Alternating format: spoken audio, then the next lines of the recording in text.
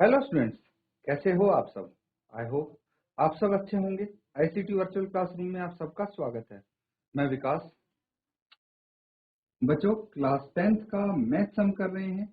Chapter है आपका pair of linear equations in two variables. तो यहाँ पे हम सॉल्व कर रहे हैं बच्चों, जो वेरिएबल टू वेरिएबल्स में पेयर ऑफ लीनियर इक्वेशन उनको हल करना है। अलग अलग मेथड हैं।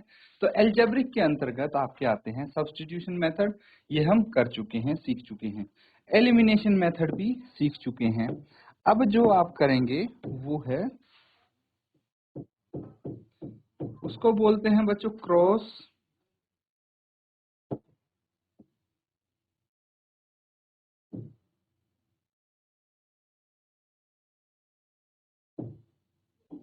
Cross multiplication method. ठीक है, क्रॉस मल्टीप्लीकेशन मेथड यानी वज्र गुणन विधि। ठीक है, वज्र गुणन विधि। अब ये मेथड क्या होता है डिस्कस हम कर चुके हैं प्रीवियस सेशन में, एक बार फिर से देख लीजिए आप। फिर इसके आधार पे हम क्वेश्चन भी करेंगे ताकि आपकी प्रैक्टिस हो जाए। तो ये है क्रॉस मल्टीप्लीकेशन मेथड। अब कैसे किया था फिर से मैं आपको एक्सप्लेन करूंगा ताकि आप अच्छे से इसको समझ पाए।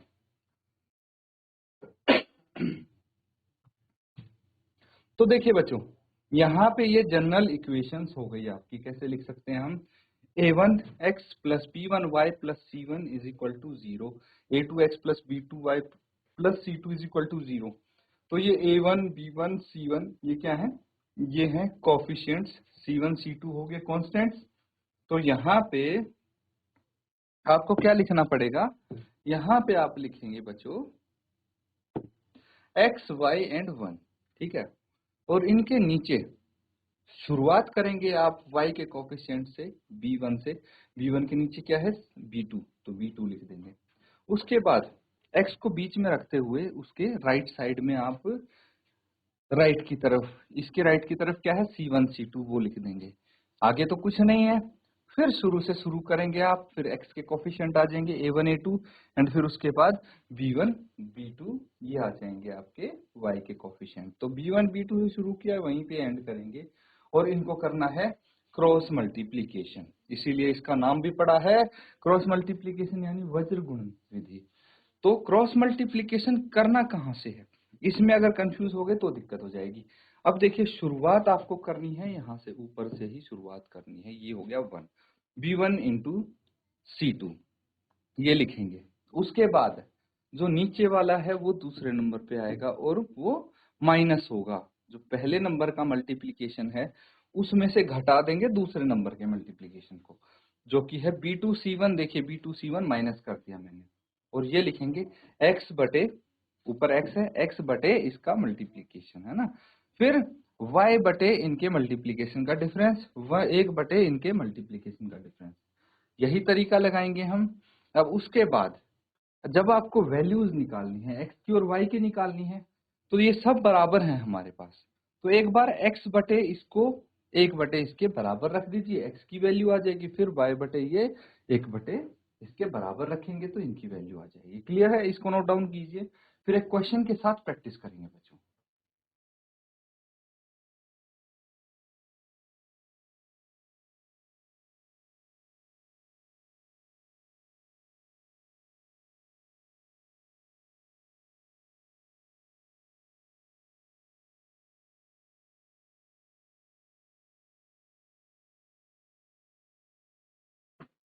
ठीक है बच्चों, ये कर लिया ना। अब देखिए मैं आपके सामने एक क्वेश्चन लिखूंगा जो आपको सॉल्व करना है क्रॉस मल्टीप्लीकेशन की हेल्प से। 2x plus y is equal to 5, 3x plus 2y minus 8 is equal to 0। और इसको भी आप ऐसे ही लिख लीजिए स्टैंडर्ड फॉर्म में, माइनस 5 इज इक्वल टू 0। ये है आपके सामने दो इक्वेशन। ठीक है, इक्वेशन 1 इक्वेशन 2। अब इसको अगर आप करते सब्स्टिट्यूशन मेथड से तो भी आप कर सकते हैं, अगर एलिमिनेशन से करेंगे तो भी कर सकते हैं, लेकिन यहाँ पे आप यूज करेंगे क्रॉस मल्टीप्लिकेशन मेथड का, जो अभी हमने सीखा है। तो एक बार इसको कोशिश करिए अपनी तरफ से सॉल्व करने का, फिर बाकी हम यहाँ पे करेंगे।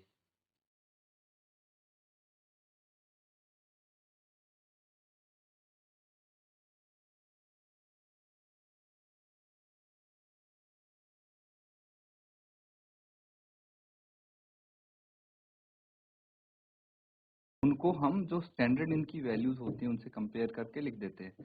A1 हो गया 2, A2 है 3, फिर B1 है 1 एंड B2 है 2, फिर C1 है -5 एंड C2 है -8।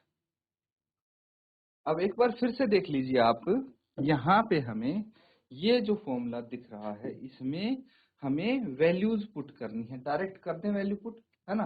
B1 की जगह B1 की वैल्यू, B2 की जगह B2 की वैल्यू, है ना। इस तरह जो जो ये दिख रहे हैं इनकी वैल्यूज पुट करके देखते हैं, चलिए।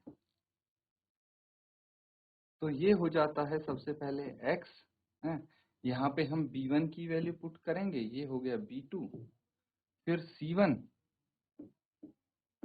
एंड C2,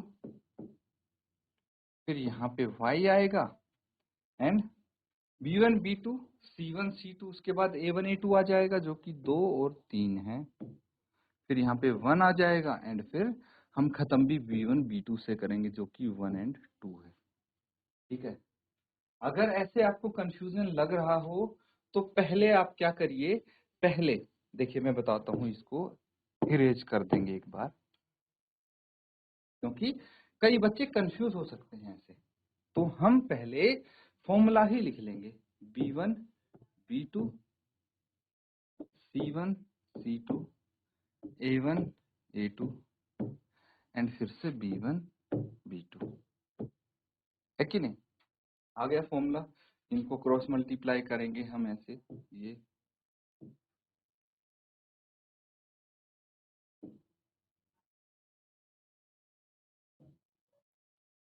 ठीक है, इसमें तो कोई दिक्कत नहीं है।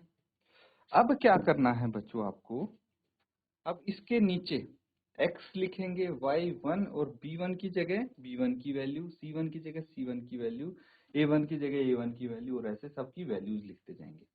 यहाँ पे मैं एक काम करता हूँ, आपको ऐसा नहीं करना बच्चों, आपको अलग से लिखनी है ये। b1 की जगह b1 की वैल्यू लिख देंगे जो कि 1 है ना। b2 की जगह b2 की वैल्यू जो कि 2 है, यहाँ भी वही करेंगे, b1 b2 की जगह इनकी वैल्यूज लिख देंगे। फिर C1 C2 कितना है, -5 -8, यहाँ पे रख देंगे हम, -5 -8 एंड फिर A1 A2 क्या है आपका 2 एंड 3। ठीक है, हो गया। अब x बटे इसका और इसका मल्टीप्लाई करते हैं, यहीं से शुरू करते हैं हम सबसे पहले। 1 इंटू -8, 1 इंटू -8, और फिर माइनस कर देंगे 2 into -5 equals to -5 y upon -5 into 3 minus -8 into 2, फिर ये आ जाएगा 1 अपॉन 2 इंटू 2 -3 इंटू 1। ठीक है, तो मैंने यहाँ पे क्या किया है, जो यहाँ पे आप देख पा रहे हैं वही यही किया है, B1 into C2 B2 into C1, है ना, इनको माइनस कर दिया, C1 into A2 minus C2 into A1, और यहाँ पे भी ऐसे ही क्रॉस मल्टीप्लीकेशन में माइनस कर दिया। कुछ अलग तो नहीं किया मैंने, this into this B1 into C2, ये कर दिया माइनस B2 इंटू C1, है ना, ऐसे ही किया है। तो बस इसको आगे सॉल्व कर लीजिए आप, क्या आ जाएगा सॉल्व करके, x अपॉन मल्टीप्लाई करके ये आ जाएगा -8, और ये आ जाएगा माइनस, और 5 दूनी 10, वो भी माइनस का, is equal to y upon क्या आएगा, 5 3 15, वो भी माइनस के, एंड माइनस ये आ जाएगा 8 दूनी 16 माइनस का। ठीक है, उसके बाद 1/2 दूनी 4 -3। ठीक है, तो बस मैंने इनको फर्दर सॉल्व किया है। इसके आगे ये देखिए बीच में 2 साइन है, इनको 1 बना लीजिए, फिर x बटे जो आएगी वैल्यू वो इसको 1/1 से आप इक्वेट कर देंगे। पहले यहाँ तक नोट डाउन करो, फिर आगे करते हैं।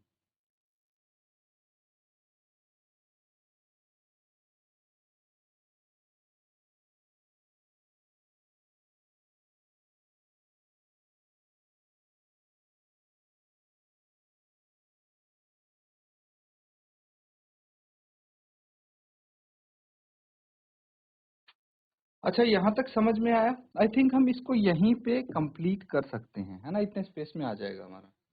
ये हो गया है x -8, और देखिए माइनस माइनस होता है प्लस, +10 बराबर है y बटे -15 और +16 बराबर है 1। क्यों? 1/1 ही आएगा, ये लिख लीजिए नहीं तो कंफ्यूजन ना हो। 1/1। अब आगे सॉल्व करेंगे तो x बटे -8 + 10 2 आ गया, y बटे -15 + 16 1 आ गया, बराबर है 1। अब एक बार हम x वाली टर्म को यानी x बटे 2 को रखेंगे 1 के बराबर, तो यहाँ पे x कितना आ गया? 2 आ गया, है ना। फिर रखेंगे y बटे 1 को 1 के बराबर, तो y कितना आ गया? 1 आ गया।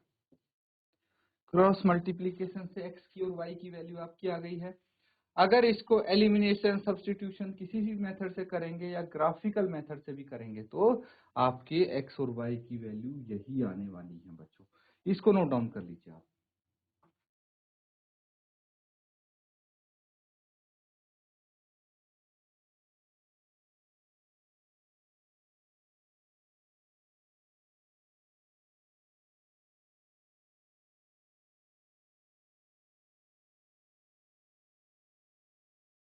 तो बच्चों ये चीज समझ में आ गई, कैसे करना है, कैसे अप्लाई करना है आपको क्रॉस मल्टीप्लीकेशन मेथड। अब कुछ क्वेश्चन करते हैं एक्सरसाइज के, वहां पे आपके क्वेश्चन के क्वेश्चन हो जाएंगे और मेथड भी अच्छे से सीख जाओगे आप। तो ये है क्वेश्चन। उम्मीद करता हूं अब सब इसको देख पा रहे हैं। क्वेश्चन को पढ़िए सबसे पहले और नोट डाउन कीजिए। देख पा रहे हैं सब? अब क्वेश्चन क्या है, यहाँ पे बोला गया which of the following pairs of linear equation has unique solution, no solution और infinitely many solutions. In case there is a unique solution, find it by using cross multiplication method। तो यहाँ पे बोला गया है आपसे निम्न रैखिक समीकरणों के युग्मों में से किसका एक अद्वितीय हल है, किसका कोई हल नहीं है, या किसके अपरिमित रूप से अनेक हल हैं। अद्वितीय हल की स्थिति में उसे वज्र गुणन विधि से ज्ञात कीजिए। ठीक है, तो क्या बोला गया है आपको? वज्र गुणन विधि से इसको बताना है अगर अद्वितीय एक हल हो तो। ठीक है, तो यहाँ पे सबसे पहले तो मुझे ये बताइए, अब ये चीज आपकी जो स्टार्टिंग में हमने की थी वहां से पूछ लिया है ये क्वेश्चन आपसे। तो हमारे पास 3 कंडीशंस होती थी बच्चों, याद होगा। एक तो है एक हल, है ना, एक केस ऐसा था जिसमें एक हल होता था, या फिर अद्वितीय एक हल, है ना।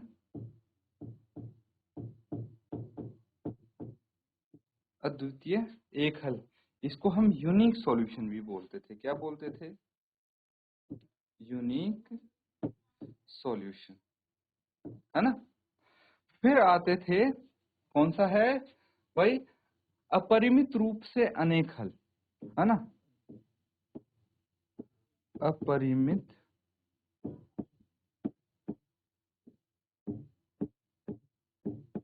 रूप से अनेक हल। ठीक है, और एक आता है कोई हल नहीं। ठीक है, नो सॉल्यूशन, इस केस में बोलते हैं नो सॉल्यूशन। और इस केस में इनफाइनाइटली मैनी सॉल्यूशन, सिर्फ मैं मैनी सॉल्यूशन लिख रहा हूं, समझ जाना आप, ठीक है। 3 कंडीशन थी हमारे पास। अब चेक कैसे करेंगे इनको, सबसे बड़ा सवाल तो ये है, विद हेल्प ऑफ कोफिशिएंट्स, ठीक है। तो अगर हमारे पास यूनिक सॉल्यूशन है तो सबसे पहले तो जो जनरल इक्वेशन होती है आपकी a1x plus b1y plus c1 is equal to 0, a2x plus b2y plus c2 is equal to 0, ये होती हैं। तो यहां से हमारे पास एक चीज आती है a1 बाय a2, इनके रेशियो आते हैं कोफिशिएंट्स के। अगर a1 बाय a2 बराबर नहीं है b1 बाय b2 के, तो आपका होगा यूनिक सॉल्यूशन, एक ही हल होगा। लेकिन वहीं पे अगर आ जाता है a1 बाय a2 बराबर है b1 बाय b2 बराबर है c1 बाय c2, तो मैनी सॉल्यूशंस होंगे। और यहीं पे अगर आपके पास आ जाता है a1 बाय a2 बराबर है b1 बाय b2, लेकिन ये बराबर नहीं है c1 बाय c2 के, तो कोई हल नहीं होगा, ठीक है बच्चों। ये है आपके तरीके जांच करने के। तो क्वेश्चन में यही बोला गया है, इसकी हेल्प से आप जांच करेंगे, चेक करेंगे, और जिसका भी अद्वितीय एक हल मिल जाए या फिर यूनिक सॉल्यूशन मिल जाए, उसको आप सॉल्व करेंगे और वो यूनिक सॉल्यूशन निकालेंगे with help of cross multiplication method. ये समझ में आ गया, इतना समझ में आ गया? तो चलिए, बहुत अच्छी बात है, इसको नोट कर लीजिए। और एक चीज और, अगर ग्राफिकल मेथड की नजर से देखें तो अद्वितीय एक हल जो है वो आपका कैसी लाइंस आएंगी वहां पे, ऐसी आएंगी, इंटरसेक्टिंग लाइंस इनको हम बोलेंगे। अपरिमित रूप से अनेक हल, अगर बहुत सारे हल मिल गए तो वो लाइंस हमें मिलेंगी कोइंसिडेंट लाइन, ठीक है, तभी तो बहुत सारे हल मिलेंगे। और अगर कोई हल ना हो तो समझ जाना कि लाइंस हैं आपकी पैरेलल। ये तो बच्चे कर चुके हैं हम, है ना, ये रिवाइज करने हैं हम, ताकि कोई भूल गया हो या फिर किसी को याद नहीं आ रहा है तो आप यहाँ से रेफर कर लें और क्वेश्चन करने में कोई दिक्कत ना हो किसी को। तो नोट डाउन कर लीजिए, फिर आगे हम चेक करके देखेंगे, चेक करके बताएंगे कि भाई किसके कौन से सॉल्यूशन आपके आ रहे हैं, ठीक है।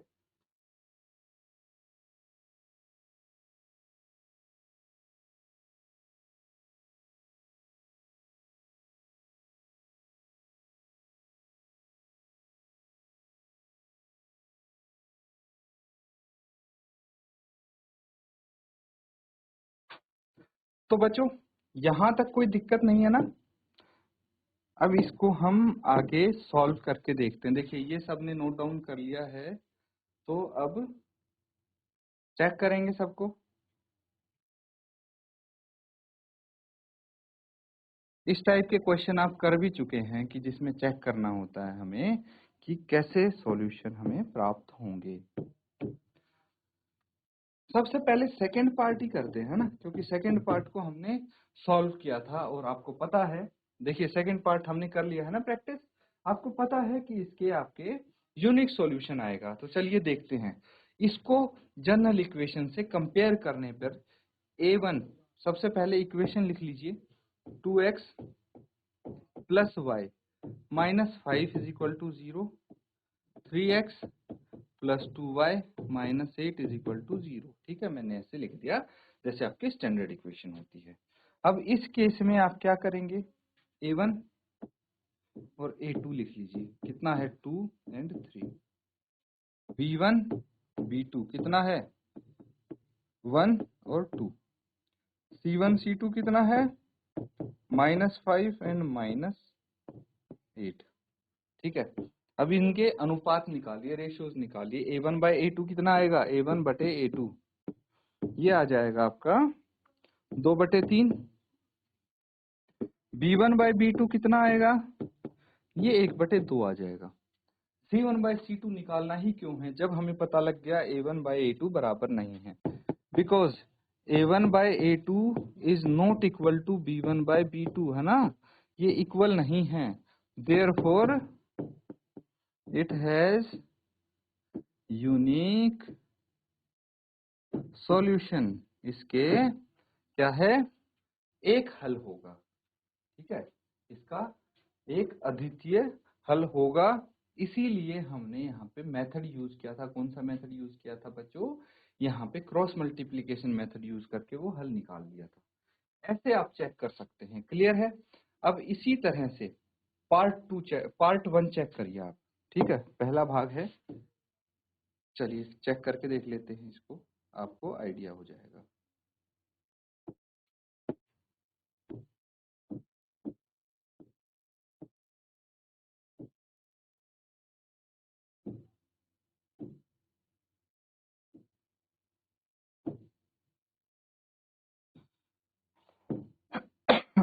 इक्वेशन लिखते हैं। फर्स्ट वाला देखिए, अब फटाफट कर लेते हैं इसको। x minus 3y minus 3 is equal to 0, 3x minus 9y minus 2 is equal to 0। ठीक है, a1 a2 कितना है? 1 3 minus 3 minus 9 and minus 3 minus 2। a1 by a2 कितना आएगा आपका? 1/3। b1 बाई b2 कितना आएगा? माइनस 3 बटे ये माइनस 9 है ना? माइनस 3 बटे माइनस 9 कैंसिल आउट कीजिए। 3 1 जा 3, 3 3 जा 9, तो 1/3 आ गया। c1 बाय c2 कितना है? ये आ जाएगा माइनस 3 बटे माइनस 2, माइनस माइनस कट गया 3/2। तो यहाँ पे इनके रेशियोज देखने से क्या पता लगता है कि भाई a1 बाय a2 तो बराबर है b1 बाय b2 के, लेकिन ये बराबर नहीं है c1 बाय c2 के, है ना? तो यहां से एक चीज तो कंफर्म हो गई कि यूनिक सॉल्यूशन तो नहीं है। यूनिक सॉल्यूशन नहीं है तो क्या होगा? No solution. ठीक है, बिकॉज ये बराबर नहीं है, देयरफॉर नो सॉल्यूशन, है ना? नो सॉल्यूशन है तो भाई आपको आके करने की जरूरत ही नहीं है, यहीं पे आपका आंसर आ जाएगा। तो ये आप चेक कर सकते हैं इस तरह से इनको। बाकी के देखिए थर्ड पार्ट और फोर्थ पार्ट है, उनको आप कोशिश करके होमवर्क में चेक करेंगे और जिसका भी यूनिक सॉल्यूशन आएगा उसको क्रॉस मल्टीप्लीकेशन के माध्यम से हल करके दिखाएंगे। ठीक है बच्चों, इसी के साथ आज का सेशन हम यहाँ पे एंड करेंगे। Thank you and have a nice day.